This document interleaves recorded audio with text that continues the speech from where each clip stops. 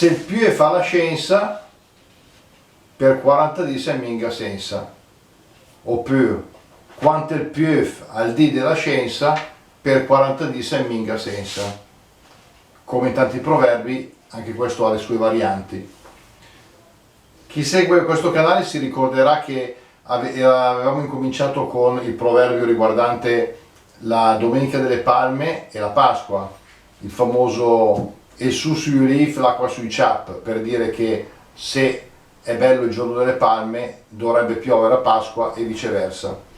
Ora, questo altro proverbio, che riguarda il periodo successivo, prende spunto da un'altra festa cristiana. Ovviamente il nostro territorio è stato segnato in modo molto evidente dalla tradizione cristiana. Il giorno dell'Ascensione, che è 40 giorni dopo la Pasqua, dà lo spunto per questo proverbio. L'ascensione in milanese è la scienza, non la scienza, la ascensa, cioè l'ascensione, e fa rima con senza, perché come sappiamo il milanese scrive le z ma non le pronuncia mai.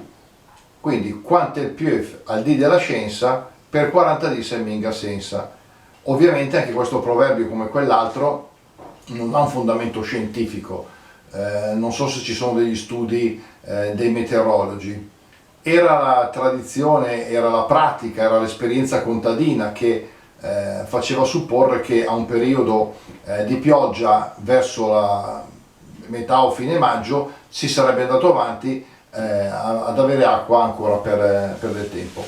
Diciamo che quest'anno lo sta rispettando. Infatti, perché l'ho fatto oggi? Perché in effetti in questi giorni sta piovendo, è previsto acqua anche tutta la settimana prossima, e guarda caso giovedì l'altro era il giorno dell'Ascensione e tutto sommato quel giorno è piovuto e sta piovendo di frequente.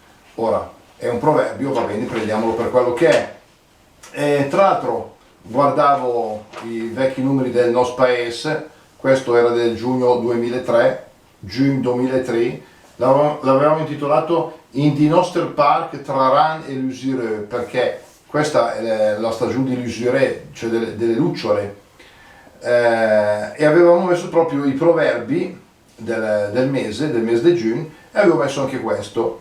Ce ne sono anche degli altri riguardanti la pioggia, perché poi ce n'è un altro che dice "se più fa San Giovanni, un suc e fa poc dagni", cioè se piove a San Giovanni poi l'asciutto non farà grandi danni, ma San Giovanni è il 24 del mese, quindi c'è ancora tempo e potremo ancora riprenderlo, così come anche altri santi importanti di questo mese. Per cui anche questa volta abbiamo visto un proverbio che riguarda la meteorologia, il tempo, basato appunto sull'esperienza dei nostri vecchi, soprattutto dei contadini, che appunto pensavano di poter prevedere che quanto il più al dì della scienza, per 40 di semminga senza. Alla prossima, arrivederci.